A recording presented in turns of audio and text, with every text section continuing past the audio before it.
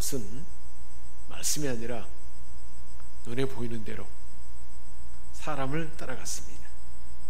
사람을 따르고 세상을 따르고 안목의 정욕을 쫓아 산 사람이 롯의 사람이었습니다. 롯의 삶이었습니다. 마찬가지 우리가 신앙생활을 할 때 말씀을 따라 사는 사람이 있고, 롯처럼 사람을 따라 그리고 세상을 따라서 눈에 보이는 것을 따라 안목을 따라 살아가는 그런 사람이 있다는 것입니다. 우리가 구원을 받았어도 말씀의 질서를 따라 사는 사람이 있습니다. 늘 하나님 말씀을 따라 살아가는 사람이 있죠. 또 그가 대비되는데 세상 질서를 따라 사는 사람이 있습니다. 신앙생활하는 사람들 중에는 이렇게 구별되는 것을 볼 수가 있습니다.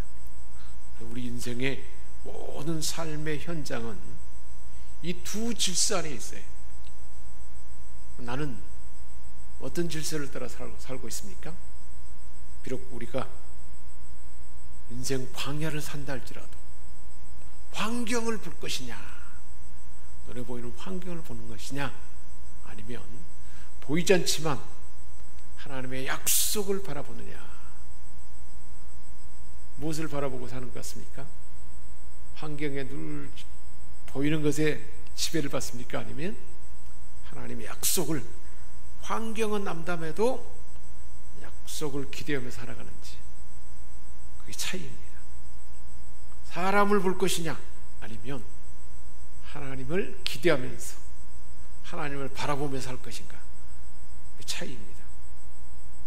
사람을 보고 환경을 보는 사람은 자기의 연약함과 나약함을 보고 위축되거나 슬럼프에 빠지거나 짓눌려서 살게 됩니다.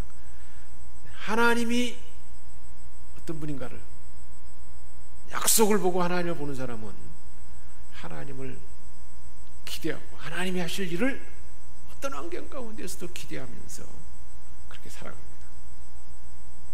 그 갈등이 우리 안에 있어요. 어떤 경우라도 우리는 무엇을 붙들어야 돼요? 하나님의 말씀, 약속을 붙들고 살아야 합니다. 매일매일 큐티 말씀, 주일에 주셨던 말씀, 지난날에 나에게 주셨던 말씀, 약속을 붙들고 살아갈 때 기대가 있고 환경에 눌리지 아니하고 하나님을 바라보고 하나님으로 인하여 승리하는 삶을 살게 될 줄 믿습니다. 오늘 당장 그 약속이 이루어지지 않는다 할지라도 하나님 말씀 변치 않잖아요. 그래서 하나님 말씀을 따르는 그 삶을 살아야 한다는 것을,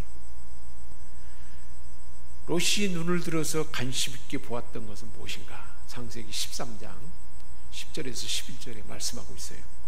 롯은 무엇을 늘 보고 살았는가? 눈을 들어 요단 지역을 바라본 즉, 아브라함이 너가 먼저 선택해라 그랬더니 눈을 들어서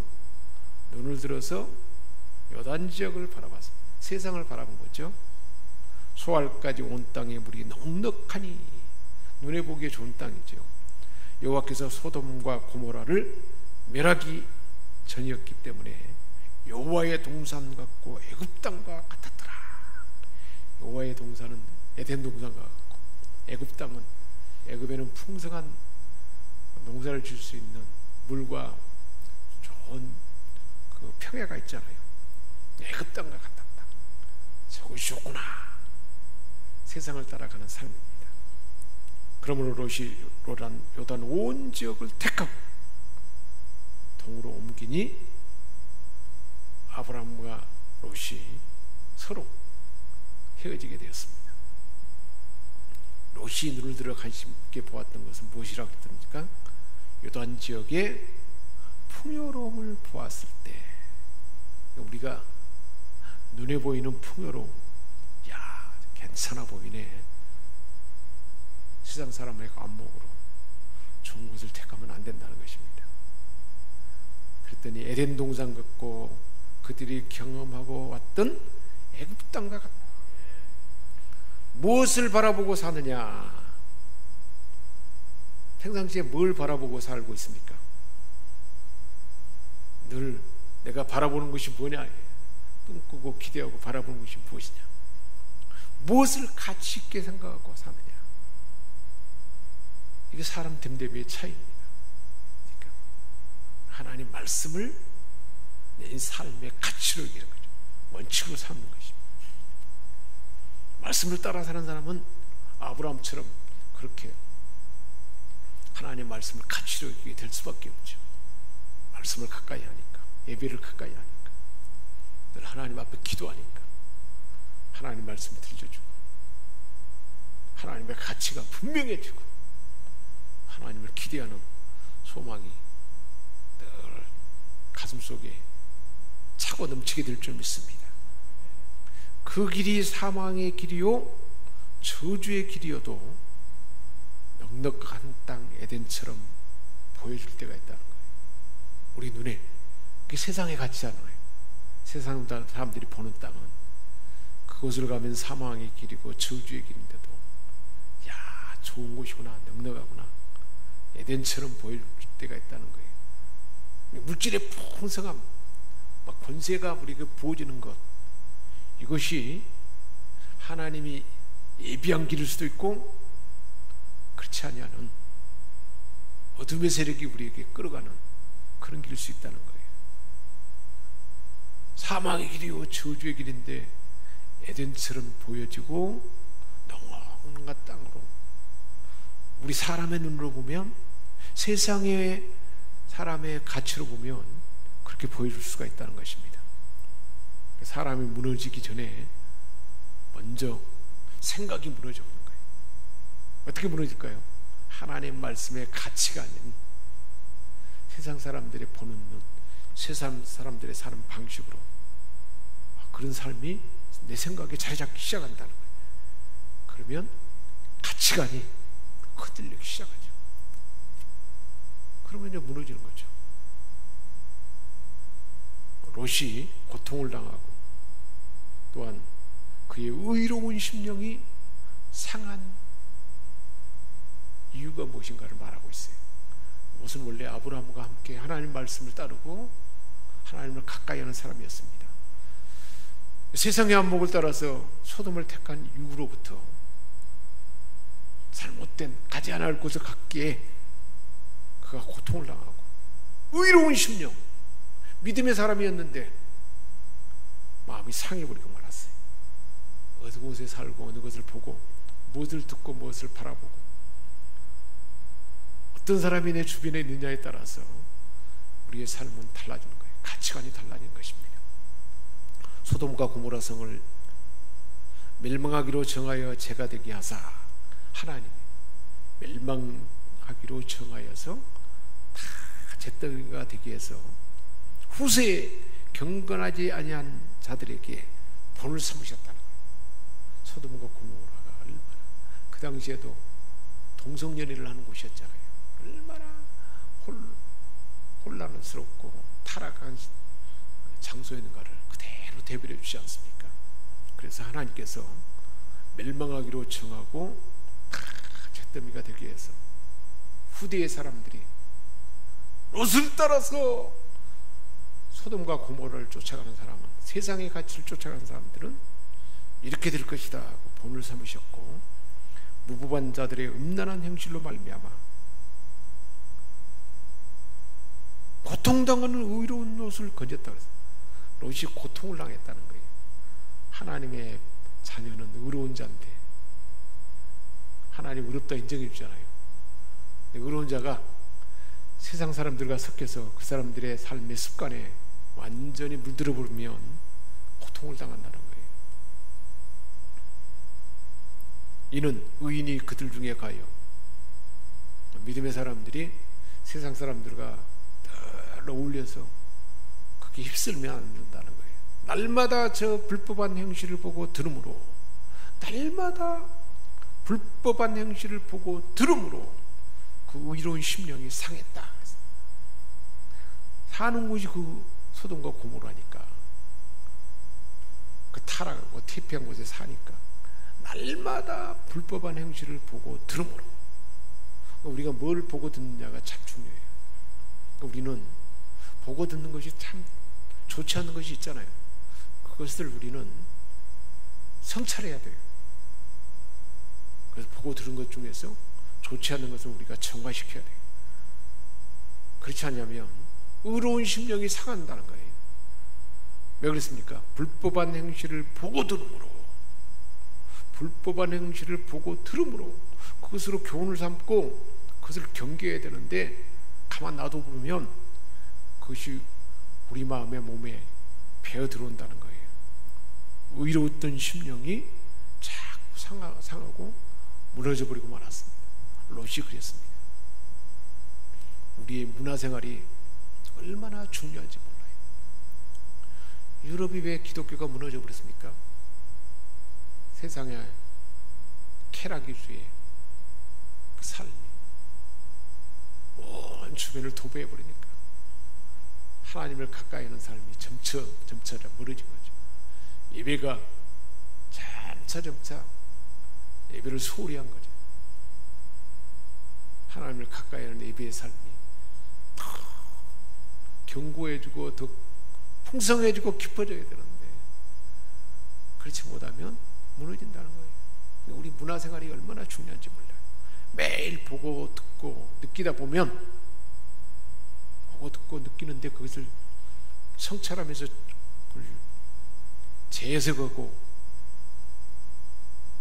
그걸 우리가 젖어들지 않도록 점검해야 되는데, 계속 보고 듣고 느끼다 보면 나도 모르는 사이에 그 문화에 젖어져서 그 사람들과 동일하게 생각하게 되는 거예요.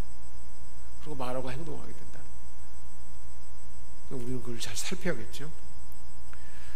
사람의 생각, 그 사람의 가치관 안에 그 하나님의 약속이 새겨져요. 하나님 원칙이 딱 새겨져야 돼요. 계속 각인시켜야 돼요.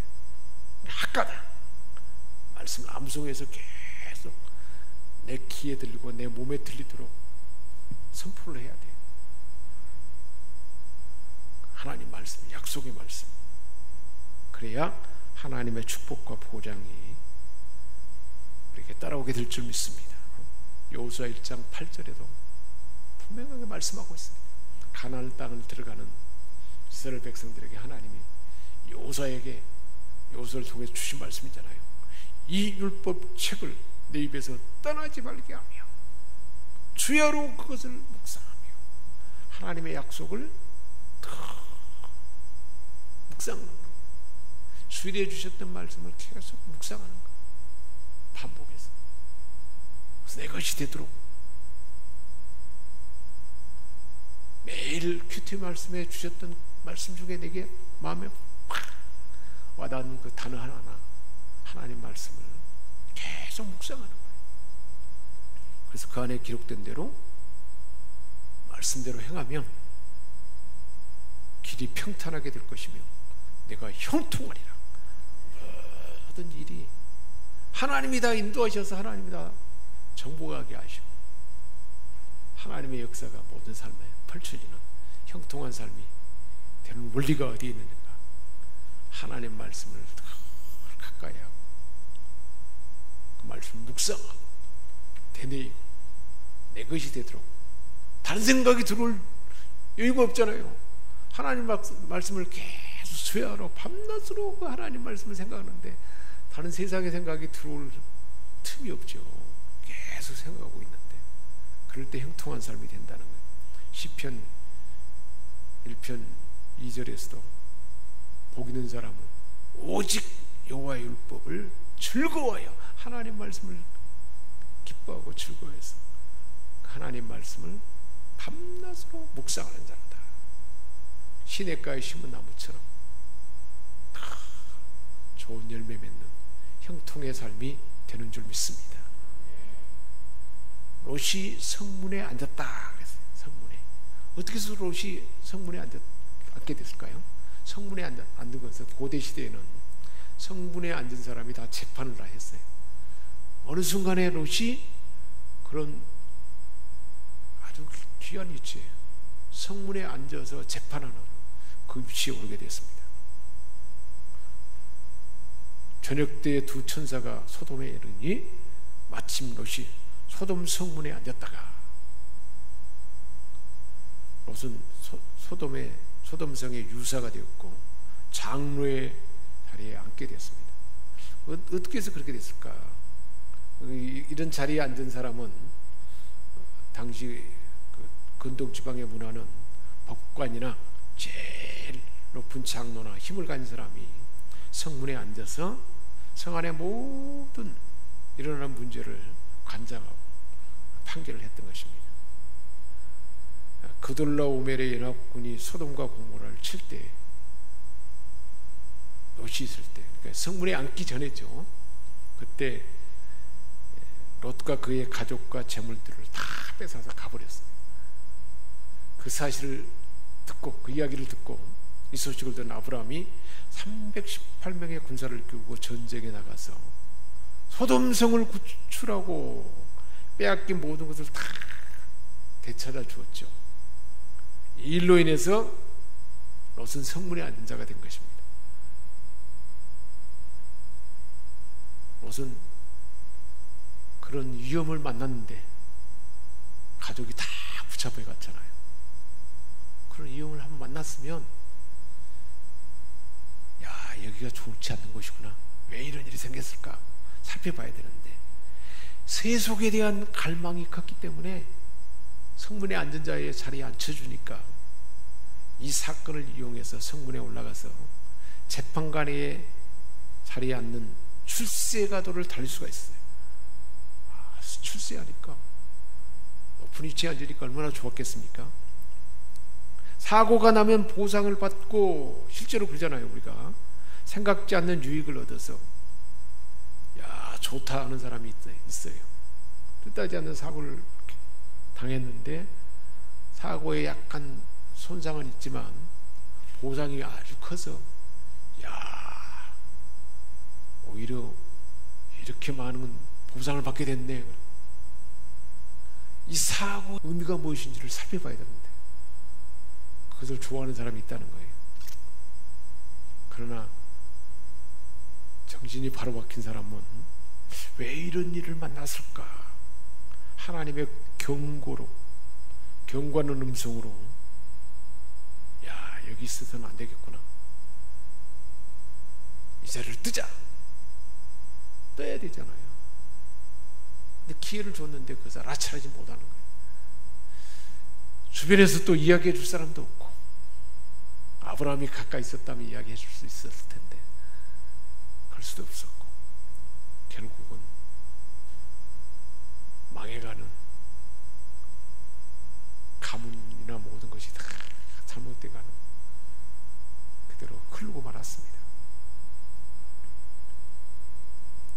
소돔성에 가서 잘못된 가치관이 간에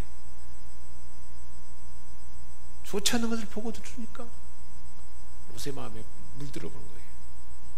그래서 그 천사들이 찾아왔을 때 마을 사람들이 그 사람을 끌어내라, 우리가 그들과 상관하리라, 그들과 함께 교제한다는 거예요.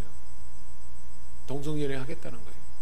그러니까 롯이 내게 남자를 가까이 아니한 두 딸이 있노라. 청하건대 내가 내 딸들을 너희에게로 이끌어내리니 너희 눈에 좋을 대로 그들에게 행하고. 그럴 수 있겠습니까? 얼마나 타락한 세상의 잘못된 풍습에 그대로 동화되어 버렸습니다. 이 사람들은 내 집에 들어왔은 즉 이 사람들에게는 아무 일도 저지르지 말라. 손님들에 대해서 그렇게 하지 말라, 내 딸을 내어줄 테니까. 손님을 보호하기 위해서 두 딸을 내어준 얼마나 잘못된 가치관이 자기도 모르는 사이에 들어와 버렸잖아요. 이럴 수가 있을까 그런데요, 점차 나도 모르는 사이에 들어오면 이렇게 되어버리는 것입니다. 거듭난 사람도 영적으로 성숙한 사람도 악한 것을 자꾸 보게 되면, 하나님을 가까이 하고 말씀을 가까이 하고 은혜의 방편을 가까이 하는 삶에서 멀어지고 악한 것을 자꾸 보게 되면 영원히 상처를 받고 이렇게 망가져 버린다는 것입니다. 우리가 무엇을 보고 듣는가는 얼마나 중요한지 몰라요. 소돔 사람들이 동성연애하는 것은 나쁘다, 잘못됐다라고 알았어요. 자기 딸을 그런 귀루들에게 넘겨주는 행위는 괜찮다고 생각한 거죠. 어떻게 그럴 수가 있습니까?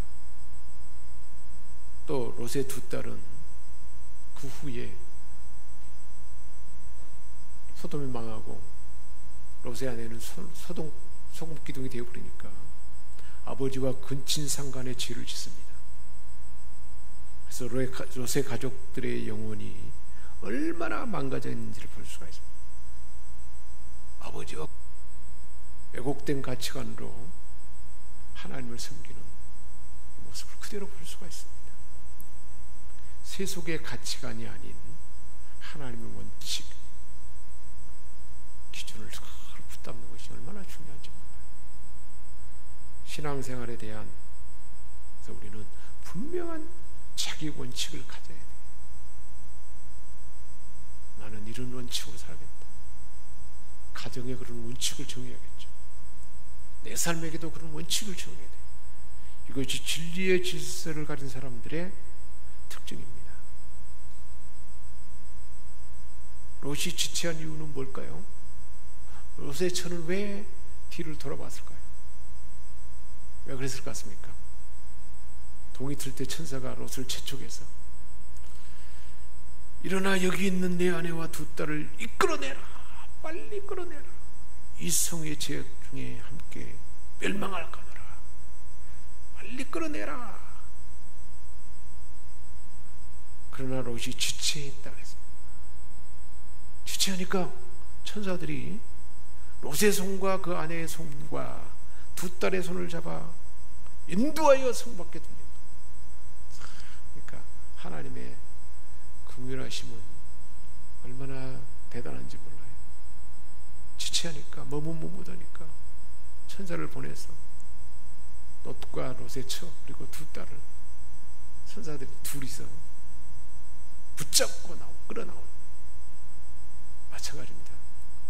지옥불에 지금 죽어가는 그들을 향하여 우리는 붙잡고 나와야 돼. 붙잡고 우리는 하나님 앞에 그렇게 기도해야 되지 않겠습니까? 천사를 동원해서 끌어내도록 그 은혜를 부어주옵소서. 우리는 그렇게 기도해야 할 것입니다. 그 성 밖에 두니까 그렇게 할 정도로 하나님께서 롯의 가정에 자비를 더하셨다 그랬습니다. 롯의 아내는 불타는 소리가 나고 그러니까 불탄다는 이야기를 듣고 그랬으니까 뒤를 돌아보므로 소금 기둥이 되었다는 거예요. 아직도 세상을 돌아보는 그 마음이 있었기에 결국은 소금 기둥이 되고 말았습니다. 롯이 생각할 때 심판은 상상할 수 없는 일이다. 심판이 나에게 있을 수가 있냐? 그럴 수 없다는 거예요. 소돔성에서의 출세, 고관에 위치한 자리, 그리고 쌓아놓은 물질, 그동안 쌓아놨던 소돔 사람들이 인정하는 공적, 두 딸과 정원한 사이들이 있었고 사람들과의 관계가 있었고 모든 것 익숙해져 있던 그 삶의 문화가 그리워서 떠날 수가 없는 거예요. 떠나야 되는데 떠날 수가 없어요. 그러니까 그렇게 자리 잡으면 이제 못 떠나는 거예요. 떠날 수 있겠습니까? 그는 부끄러운 두 족속의 조상이 됩니다. 그의 아들이면서 손자인 두 족속의 이름이 뭐니까요? 창세기 19장에 말하고 있어요. 큰딸이 작은딸에게 우리 아버지는 늙었고 온 세상의 도리를 따라 우리의 배필될 사람이 이 땅에는 없으니 소돔이 다 불타버렸으니까 우리가 우리 아버지에게 술을 마시게 하고 동침하여 아버지로 말미암아 후손을 이어가자. 해계망측한 생각을 하게 되지 않습니까? 그 밤에 그들이 아버지에게 술을 마시고 큰딸이 들어가서 아버지와 동침합니다.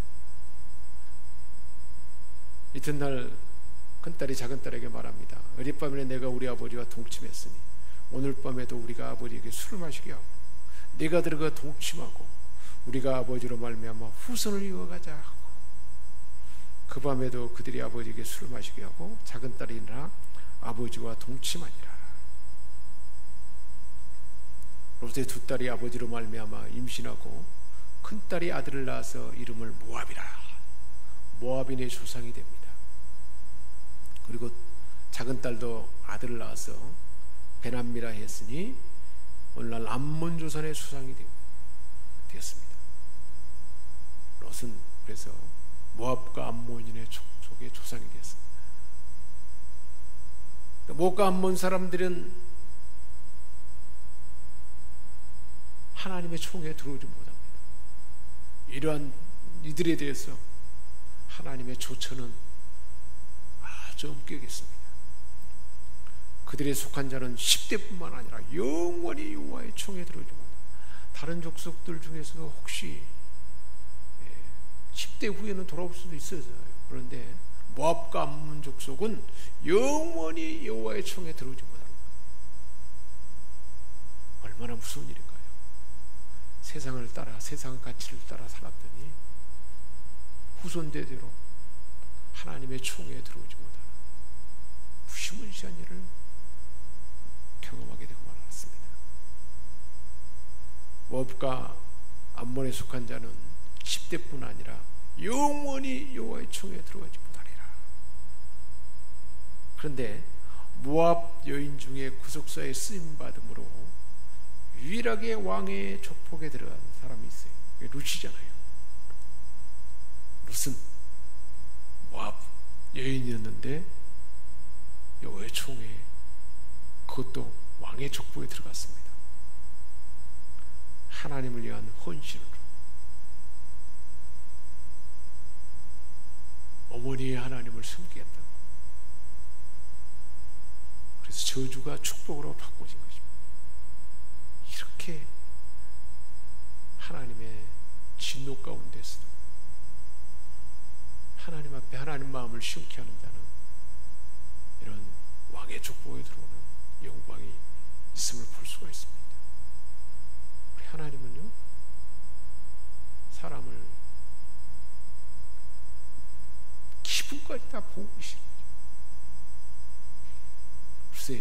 룻의 헌신을 보시고 왕의 족보에 들어겠습니다. 롯은 어떻습니까? 세상의 가치관을 따라서 계속 그것을 보고 들으니까 그렇게 동화되고 버리고 정착하고 좋은 자리 차지하니까 그게 축복으로 알잖아요. 하나님으로부터 멀어지고 하나님 말씀이 들리지 아니하고 세상 가치관이 완전히 물들어 버리는 거예요. 그런데 출세하고 잘 된다.